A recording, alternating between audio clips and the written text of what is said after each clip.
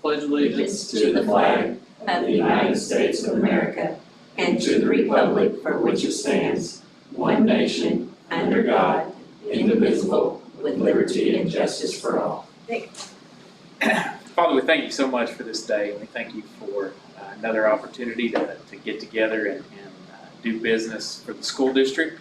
God, I pray that you give us wisdom as we do this. And God, I pray that you would just once again be with the teachers and admin as the school year finishes up. God, help them to finish strong, and God, just pray that you would begin to help us begin to work on the next school year, and that it would be the greatest year that Huntsville School District's ever had.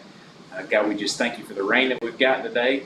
Most of all, we thank you for your Son, Jesus Christ, and what he did for us on the cross. In Jesus' name, amen. Amen.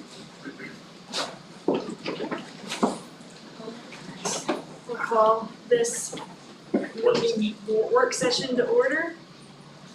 We have Mr. Marshall Nye. He is an attorney out of Rogers with the Friday Eldridge and Clark firm. And we scheduled him a while back to present to us on different topics, and he's here tonight for board roles and responsibilities. So we'll turn it over to Mr. Nye. Thank you. I met some of you coming in. Good to meet the rest of you. I'll just tell you a little bit about me since I've not been in front of you before, and I've been doing, I guess, your work for several months. But I'm a lawyer in Rogers. I live in Rogers. I actually grew up in Fort Smith with the public schools at Fort Smith K through 12, and I've practiced law for 32 years. But I've actually represented school districts for a little over a decade. And I actually got my interest to do school work when I served on the school board in Bentonville. I moved to Northwest Arkansas. So I grew up in Fort Smith. I lived in Little Rock for a while. I moved back up here in '02, and I served on the Bentonville school board from 2003 until 2011. And I retired from the board at that point, and then started doing school law in 2012 or 13, and have done it since. Bentonville was my first district, but I've got, I think, 23 districts that I do, that I represent now, and from 1A, like up in Omaha, to 7A, like Bentonville, and pretty much everything in between, and a few charter schools, a few private schools as well. So anyway, it's nice to be in front of you tonight, and there's not anything that's especially new or unique. What we're going to present is going to be more of kind of a refresher of things that I suspect y'all already know, but it's the role of the school board interacting with your superintendent, and a little bit about executive sessions. So if you forget everything else we talk about tonight, this is the most important slide. We could probably stop here, or we could just talk about this slide the whole time. But it's that the board is the last stop, not the first stop. And that's especially true in a small community like this, because all your buddies have all their kids in the school district, and they always think that you're the first stop, and that when they have a concern about the district, they want to come and talk to you. And they cast the vote for you, you live in their neighborhood, and they think that they've got it in with the district, and so they always will want to come to you first. But the problem with that is, there are a lot of problems with it, and I lived through it when I was on the school board, but by law, there's really only one place you can do business, and it's here. And the power that you have as a school board member is by coming to the meeting, participating here, and casting your vote. And then once you've cast the vote, then that becomes sometimes a challenge, because we don't always win our vote. I don't know if y'all are a 7-0 consistently voting board, or a 4-3, but when you're on the 3, or you're on the losing end, that because of your position on the board, it's time to get behind the will of the board and support it, even if it's not a decision that you liked. And the best example that I have for that is, when I was on the Bentonville School Board, we had pretty contentious meetings over whether we should have a second high school. And that was a real polarizing issue in the community. And I think when one of the last votes that we had before I retired from the board was when we just did have one high school. And I think we voted either 5-2 or 4-3 to move forward with the second high school. Well, that didn't send a good message to the community, but even after that, the people who voted against it actively campaigned against the passage of the millage for the second high school. So guess what happened to that? It failed. And because it failed, it's actually the reason why my kids finished in private school, because there wasn't going to be a solution for them, a high school solution for them. And so my kids in high school actually switched to Shiloh, and we used to come over here and play ball because they were 4A back then. My kids are 23 and 25 now, so we were coming over here and playing. But so, you just got to get on board. And that's, just part of being on the school board. So as we said, as an individual, you should not give orders or direct staff. All that should always go through your superintendent. You can't speak for the board as a whole. You can talk as an individual. Now, the problem is especially for you gentlemen that are wearing hats, I'll just say that it's hard to take that school board hat off. So if you're speaking, even if you say, well, this is my personal opinion, guess what? It gets attributed to the school district. And so it's important, even in social media, to be careful in what you say, because people consider that you're speaking on behalf of the district. You should always observe the role between, the distinction roles between the board and the superintendent, and I already said that. Remember, you're one of a 7-member team. School districts operate through a superintendent, and the qualifications of the superintendent are specified by law, and the superintendent is the chief executive of the school district. And people don't always think of CEO and superintendent as synonymous, but they really are the same thing. And all these school districts, and yours included, has a very large budget with a whole lot of employees. It's a big job. And your superintendent has been trained to do that job, whereas all of us, we have day jobs or other activities where we spend our time.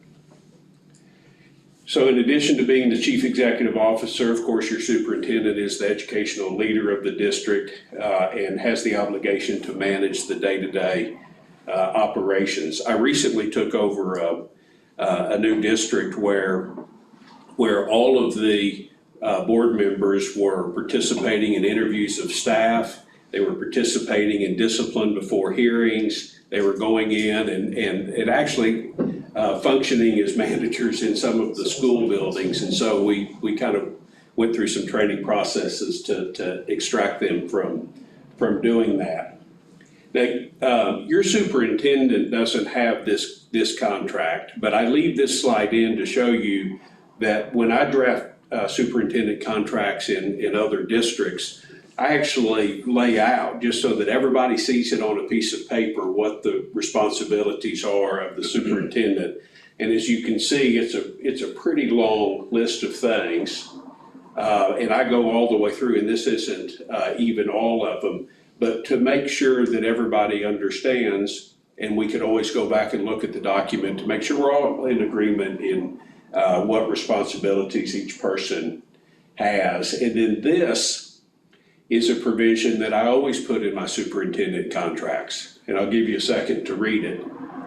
But basically, the superintendent is the hub, and if you have a question or concern, that's where it should go.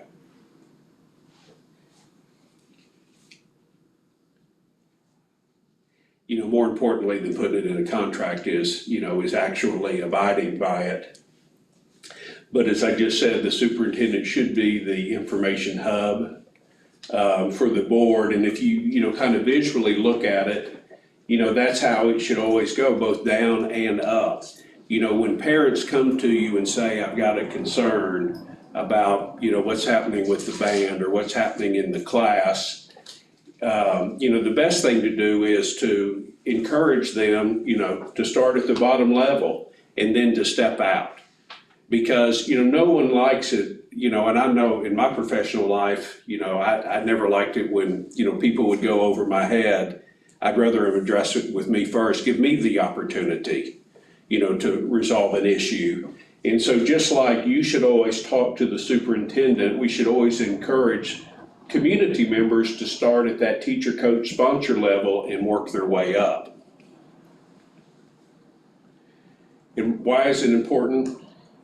to follow the chain, and it's that reason, and I know y'all have heard that in training before, but it's the only employee who answers to the board. Everybody else, of course, answers to the superintendent. Here's a slide that I think is a good example of how the roles of a board and a superintendent differ. And as you can see, you all govern the district. And the superintendent advises the board but manages the district. You all adopt policy, but the superintendent brings those policies to you to consider. Budget, it's, you adopt and monitor it, but it's all prepared and administered at the superintendent level. Instruction and curriculum, you can see, the one place where you see the most commonality is community relations, and that's where all of you, including the superintendent, want to portray that positive image for your community. The difference is that the superintendent should be the one directing the communications, because, theoretically, none of you all can speak for the board unless the 7 of you have met previously and met and agreed on the narrative. Otherwise, you're speaking for yourself, and if you're speaking for yourself, it will be deemed to be a board statement. So the best thing to do is just, let the superintendent direct the communications. Now, sometimes it'll be through one of you. Sometimes, the district, your community does want to hear, directly from a board member. And a lot of times you'll see that the superintendent and the board president, for example, will work together and have a narrative where they'll speak on behalf of the district. So here's my little question game. These are probably the easiest questions you'll have today, if not this week. But John calls to tell you he's concerned by his evaluation and treatment by the administration. Obviously, John is an employee. What should you do? Should you ask John for a full explanation so you can better understand his concerns? Should you set up a meeting between you, John, and the superintendent to discuss, or politely tell John you cannot discuss the matter with him? See, you're right. Exactly. And, one of the reasons why that's so important is because if John ultimately gets non-renewed or terminated, and of course the law is going to be a little different than in that regard after July 1, but you'll be the hearing body. And if you engage and try to learn about John's plight, and then John is sitting here with counsel trying to explain why you should disregard the superintendent's recommendation, it's a problem if you've already engaged with John. So the best thing to do is just tell John, to handle it himself. All right, so your neighbor rushes to you to complain about the way her son was treated by the band teacher. What should we do? Call the building principal, call the band teacher, encourage self-resolution, or D, call the superintendent. We've got a C. I actually like C and D, and the reason I like C and D is because once you set that in motion from the bottom up, at some point it might bubble up to the superintendent. I never like the superintendent to be surprised, just like superintendent never liked you to be surprised. So just give a heads up, hey, I was called, I directed them back to the building level, but man, she was hot. I expect it's gonna bubble up to you. So word to the wise, be prepared. And a lot of times what you see in that instance is the superintendent will engage and start working down, and the issue meets in the middle some way. The other thing that I have found, sometimes it's the easy way to get out of a conversation with a neighbor who's upset, is you encourage the self-resolution, but you say, hey, but I'll give a heads up to the superintendent, so if it gets that high, he'll be expecting it. And sometimes that is a way that you can gracefully get out of the conversation, and the person feels like, they've achieved something by calling you. All right, you read the board packet. You have a concern about an expense item listed in the monthly budget. What should you do? Wait for the meeting and ask a surprise question of district staff. Notify the superintendent of your concern. Start a group email with the board and superintendent on your question, or call the administrator responsible for the expense. B. You said D? No, You B. said B? B, all right, all right. It is B, and what I would tell you about that, is that, and I assume like other districts, you have some, senior administrators who will come here and present to you in finance and curriculum, am I saying this correctly? And so, they work really hard for your district, and they want to come in here and impress. And, if you don't give them that opportunity, then it's uncomfortable for everyone. They won't feel like they've done a good job for you, and you won't feel like they're doing a good job for you because you caught them flat-footed. They didn't know that was going to be an issue or concern. They didn't have that opportunity to shine. And so the best thing to do is read your board packet in advance so that you're familiar with the issues. And if you know that there's going to be a question, get that out there ahead of time. And then that way you'll be able to ask your question, and then all of your fellow board members will have the opportunity to learn from your question at the same time. All right, distraught parent tells you your child was suspended for drinking on the team bus. What should we do? Investigate, interview the parent, or tell the parent you can't discuss? Well, I guess C, but that's not what my response was. Yes, I guess I should have been drinking. yes.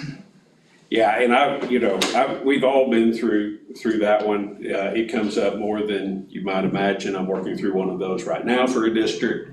I had one with a board member who I served with who lost an election and then had a child who on a school trip had that situation. And then, of course, he wanted to come back and have special treatment before the board that he used to serve with.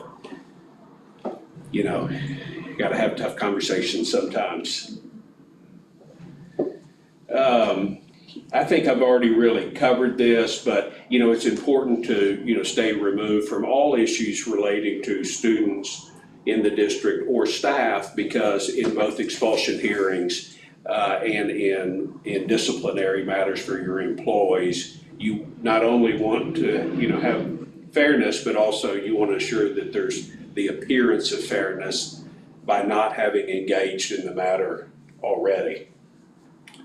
In terms of employing staff, the role here really is to ratify. It's not to go out and, other than a superintendent should bring staff to you. And then the role here really is to ratify as opposed to interview and hire. And I think I just covered that in my statement. Visiting schools is always an interesting one. So one of the requirements that a school board has in discharging its responsibilities is to visit schools. But my recommendation always is that you should go as a group. Now, it is true that your media often will want notice, even if all you're doing is following your administrators around to see a building. It's a close question of whether that would be a meeting under FOI if you're not discussing school business. I think the better practice is still to provide the notice. But the reason why you want to go as a group is it's the way to make sure that it doesn't disrupt learning in the building. Because again, back to you can't really take your board hat off. If you go into a school building, that administrator, that building principal, the assistant principal, a teacher you may encounter, you're a school board member, and they're going to feel like, okay, I need to stop what I'm doing, and I need to make sure you have a good experience here.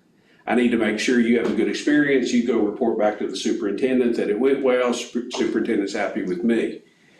But that's not what the core responsibilities of the administrator are, of course. They're trying to make sure there's learning in the building and that the kids are taken care of. So if you just go unannounced into a school building, it can actually be disruptive, even if there's no intent to be disruptive. So the better practice is sometimes have a meeting, one of your meetings like tonight, go into the building and have the meeting there and let the building administrator take you on a tour of the building, show something cool that they're working on and engage with you about all of the good things that are happening in that building as a group. And that really gets back to the same point. And I get it. My kids, went K through junior high in public school while I was on the school board. And so I even going to lunch when my son was in kindergarten and first grade and second grade, I'd sneak in and have lunch. But I would try to be as invisible as possible even while I was doing that. So I'm going to talk about executive sessions a little bit now. I assume that nothing I just shared with you was anything that was new or different or a surprise. Well, on that last thing, we've been encouraged to visit. I think coming as a big group, having taught for 38 years in this district, it would be much more distracted and disruptive than if Ms. Comer says, oh, I want to visit, tells the administrator at that building, I would like to come visit, what would be a good day? I tend to volunteer at the thing. I mean, like Yeah. I did Teen Summit, I'm doing Fun Field Day tomorrow. I Yeah. agree. First of all, let me just say this. I agree with you about during the school day. The way I recommend that it be managed is that you actually have your 5 o'clock meeting there. So school's not in session. What I have seen done is that there would be a presentation by one of the classrooms or by the students. You would have your meeting there. You would have the opportunity to hear a presentation from the building administrator. You would go on a tour of the building to observe the condition of the building. What do the classrooms look like? I certainly don't think that during the school day, we should all go through there. Volunteering in the building, I understand that. Again, I did give the caveat that I was still going into the school building to have lunch with my child. What I'm really saying is that, if you are gonna go outside of the setting that I've described, it's scheduled, it's known, it's for a purpose, and then it's over. But it's not, I walk in the front door, no one's expecting me, and now the administration is trying to react to me as opposed to what they had planned for the day. And so that's really the distinction that I would say. I would tell you, I believe that, for example, the ASBA guidance is pretty similar to what mine is on that point. It's a fine line. I mean, it is a fine line. I think the important thing is that we let our core administrators do their core responsibilities. Yes, sir.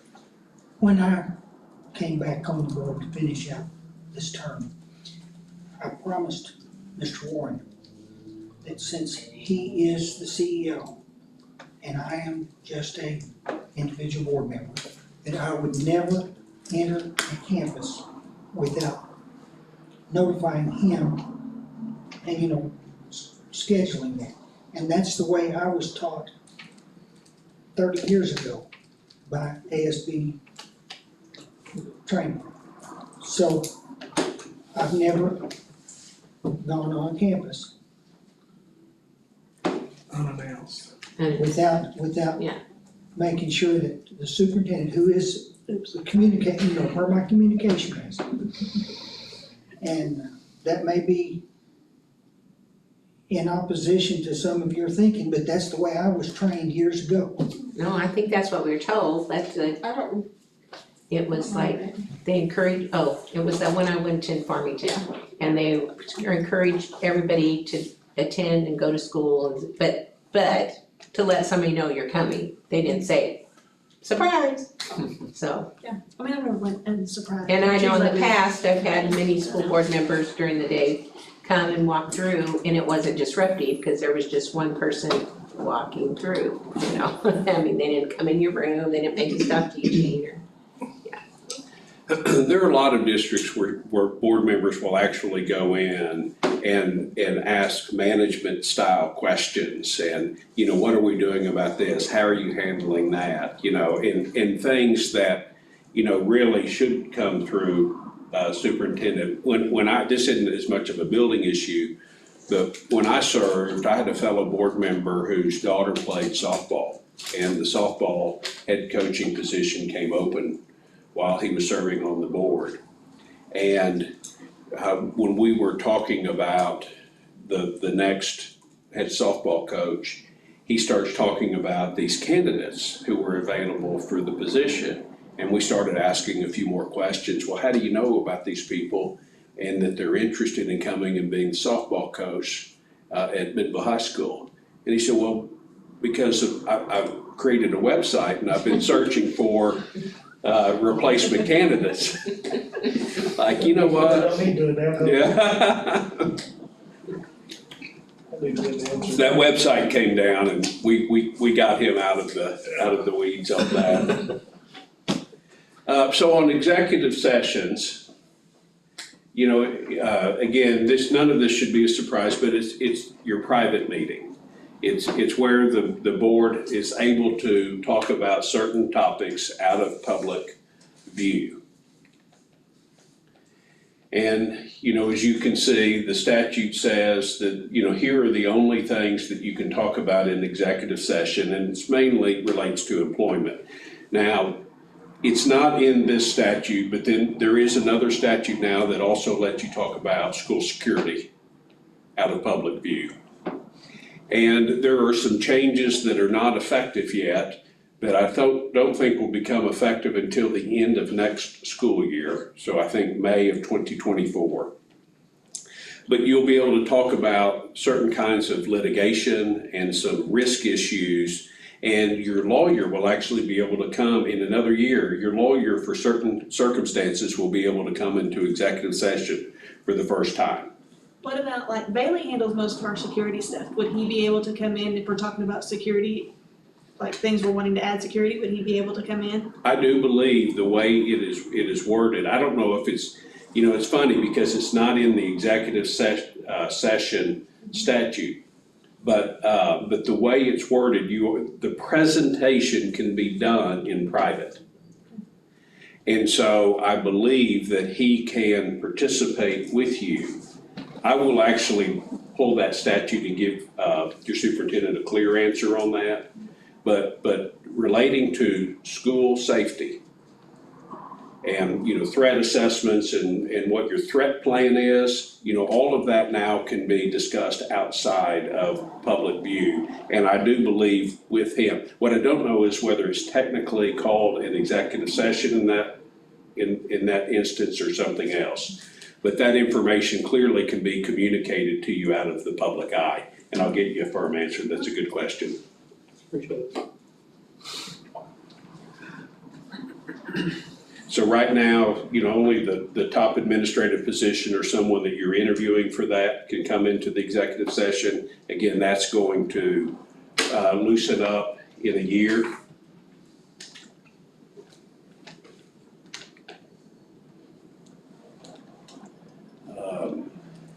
And I think, yeah, and then that's where I put the footnote that in 2024, your lawyer will be able to come in as well.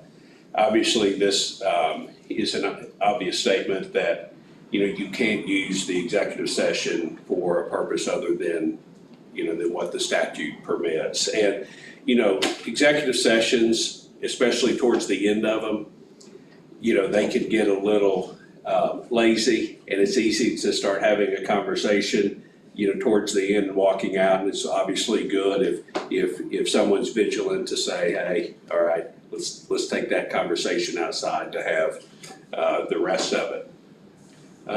You know this, but there's not anything that you can do in executive session that carries weight. It's not binding. You always have to come back into an open session to do your vote. Now, your vote can be, I move to approve, you know, the personnel action that we discussed in executive session. You know, you don't have to come out and necessarily reveal the name, especially, you know, depending on the circumstances, because one of the reasons for the executive session is to protect the identity of individuals in personnel action. But to summarize, here are the 5 things that you can talk about. We'll just put an asterisk on security and come back to that later. You can only do it in a public forum. Yeah, I was talking to a board member of another school board recently that said to me that, hey, I've been talking to so-and-so, my fellow board member, about this, you know, this issue. And I said, hang on, y'all are just on the phone, you're talking about this issue. He said, yeah. And I said, well, you know, you really need to wait and call a meeting and talk about that in executive session. And he said, well, it's personnel though, right? So it's personnel, so we can just talk about this. And I said, no, what you have to do is you can't go into executive session until you've called a public meeting. So the fact that it's private doesn't mean, you know, that you can meet at the Waffle House and have your meeting because it's private. You have to come here, you know, it has to be convened as a public meeting, then you have to go into executive session, then you have to come back out and take action on it in public. And you still have the same notice requirements. So, you know, you obviously have your regular meetings, but special meetings and emergency meetings still require 2 hours notice before you can have the meeting. And so you would provide your notice, then you would show up. Even if there's nothing on the agenda other than executive session, you would still go through that same process, 2 hour notice, convene the meeting, go into executive session, adjourn, take your action, or no action if there's none to be taken, and then adjourn. Obviously, you have to announce in public the purpose of it.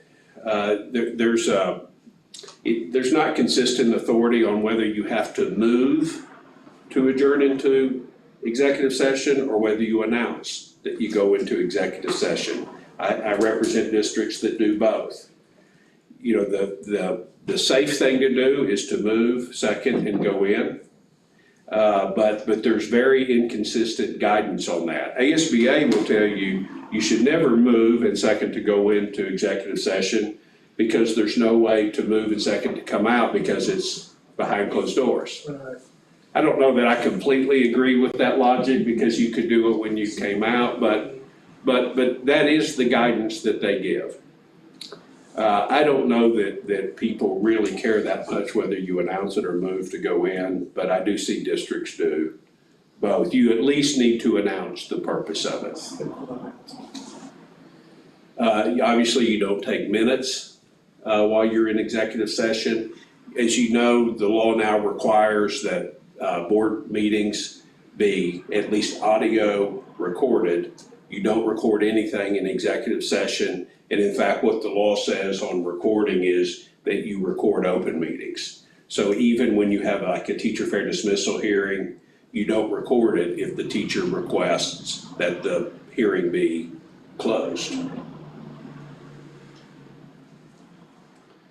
And then, you know, you can discuss, you know, there's a lot of discussion about, well, can we vote in executive session? I mean, I guess you can, but it doesn't mean anything. I mean, and what I have seen is, you know, I have seen people decide in executive session that I'm going to vote one way, but then they come out into the public session and they actually vote another way. And of course, that's the only one that counts, is the one that's in public. But I don't think it's uncommon for discussion to happen in executive session to the point that everybody in the room knows how everybody's going to vote. I mean, that's just how it is. But then out here, you know, sometimes that person that's going to be the lone dissenting vote comes out in public and decides, you know what, I think it's better to show a united front to this community. I'm going to vote in favor. Sometimes I've thought that a vote out of executive session was going to be unanimous, and it turned out to be 5-2 or 6-1. You just never know. When you can't obviously attend remotely, you know, the law changed a few years ago. We now can participate in a board meeting remotely a certain number of years, and provided certain requirements are met, but the person who is participating remotely is not counted for purposes of a quorum in deciding whether or not you can go into executive session. And the person who's remote cannot, you know, participate in the vote when you come back out.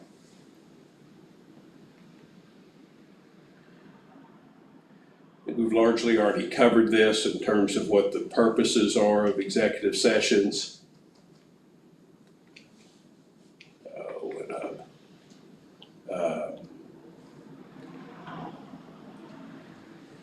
yeah, I think I skipped one there. Contents of executive sessions are not subject to FOI. I guess I did ask that question there. Let me see. I think I deleted one that I shouldn't have. Anyway, the contents are not subject to FOI, and a board member should not ever repeat or use any information learned in executive session. And when I say use, so we all understand that we can't repeat it, but you also can't use it. And here's an example of what I mean by use it. So in this example, you talk about that one of your employees is accused of using a lot of profanity in the classroom and in the building. If you were to come out and start investigating that and asking questions, is it true that John uses profanity in the classroom? That is a use of the information. And then if there's an issue with John, then he comes back before you, you're trying the issue, it just ultimately has that circular impact. And what happens if you breach confidentiality? A lot of people don't know, these provisions. For example, the ASBA will tell you that it's a violation of the ethical requirements of a school board to repeat the information. But there's also Arkansas law on this that prevents you from knowingly disclosing any confidential information that you learned because of your role as a school board member. And if we want to get really crazy about this, violation of that statute is a felony, which also means loss of your position on the board. Not that I've actually ever seen that happen to any board member anywhere in the state of Arkansas in the 279 school districts, but it is what the law says, and I don't think it's really taught much so that people really understand what it says. And then, interestingly enough, it's one of the only ways you can lose a school board position. There are like two ways. One is you miss 3 meetings or you commit a felony. But there's not anything in between that really results in you losing your school board seat. And then here's what the rule of ethics say, that you will keep confidential all school information. Other consequences of talking about things that are in executive session, it breaches the trust with each of you. One of the reasons why executive sessions are important is you can go in there and have very candid conversations with each other about issues out of the public eye.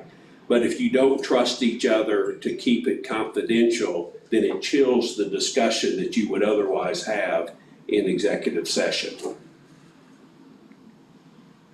So the one way we can ensure we keep it secret, every one of us has that one person that we confide in. We all do. I don't see any hands coming up, but I didn't ask for it, but we all do. Everybody has that one person we confide in. So the one way to make sure is that we don't talk to that person, because guess what? That person has the one person they confide into, and so the information just spreads.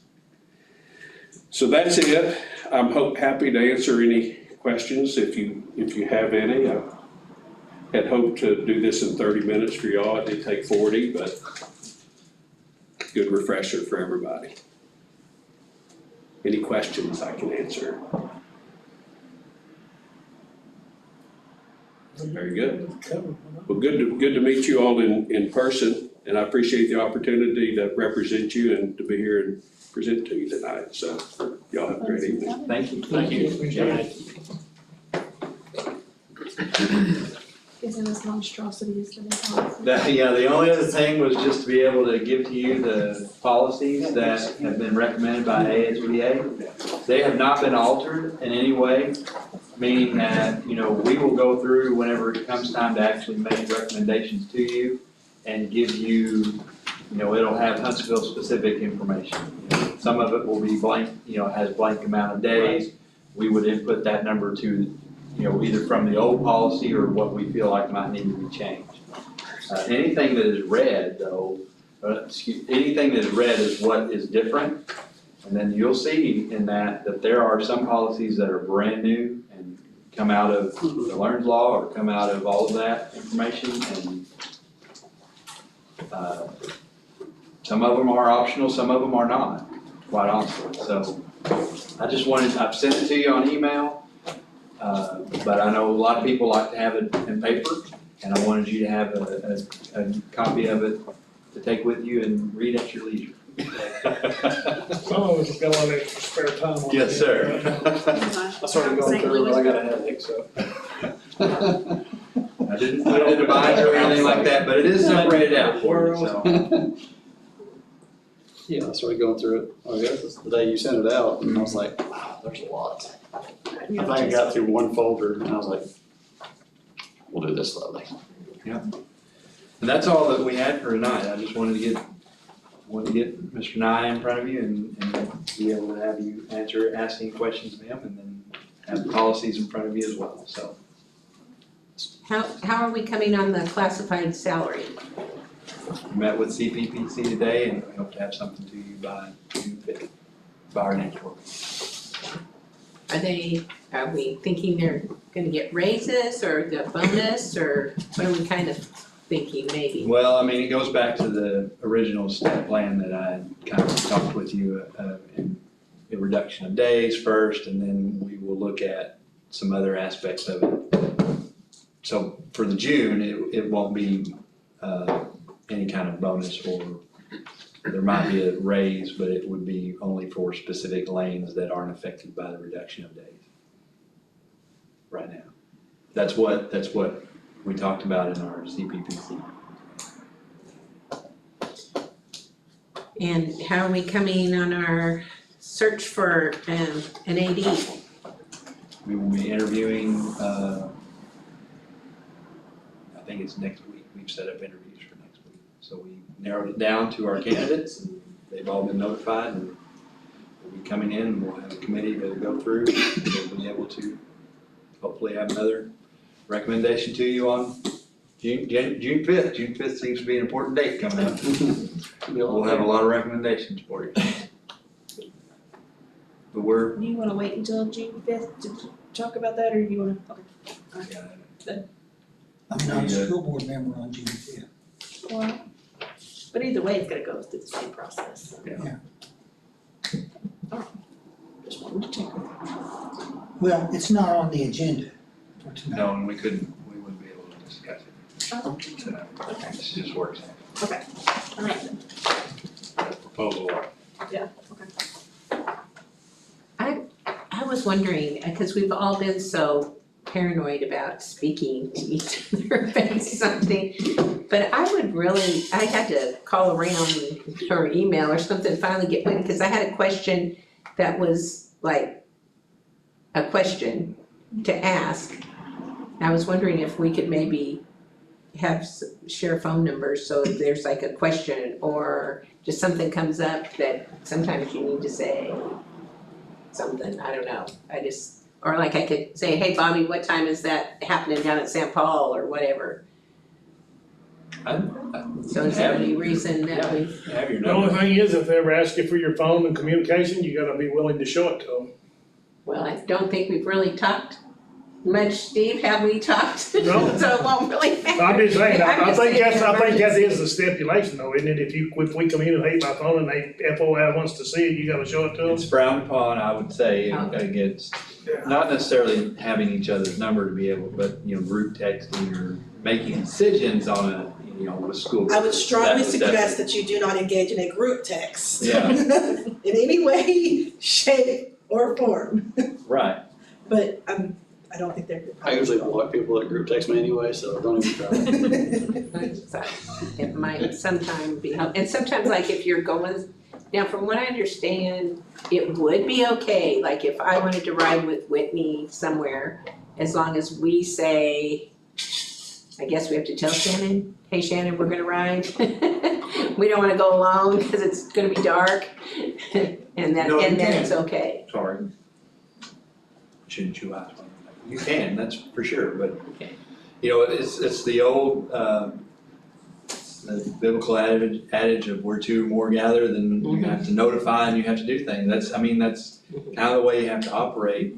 So I just use the example like whenever we did our board training last year, whenever everybody went down, or not everybody, but we had, 5 of you there that evening or that night? And we basically notified the press that we were going down, and technically could have had them tag along in the car if they wanted to, because that's the way it goes. But He would have even taken us to dinner with y'all. yeah, exactly. So it's just the I'm sorry, cautionary tale I that you didn't have. hear her.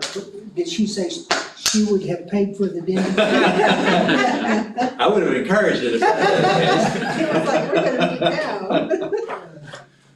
Anyway, but there is nothing wrong with each of you having each other's numbers. That in itself is not an issue.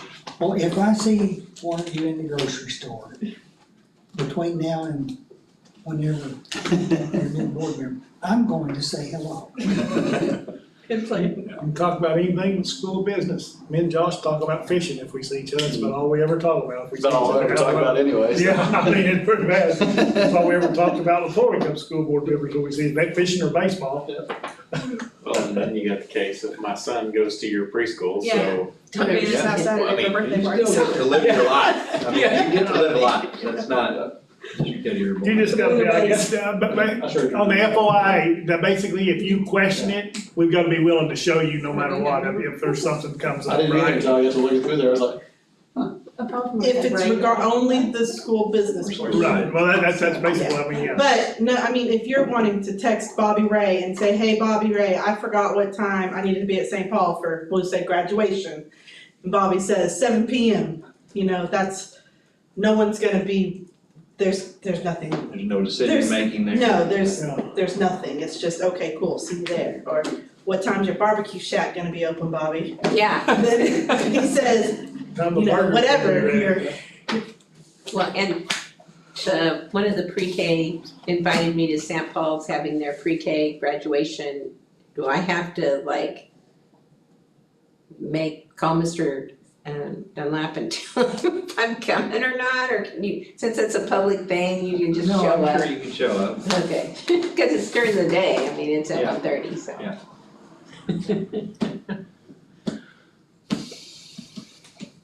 I didn't have anything else to say. All right, do we have, we need a motion. Yeah. I'll make a motion. Motion, give me a second by Steve, all in favor? Okay, thank you all.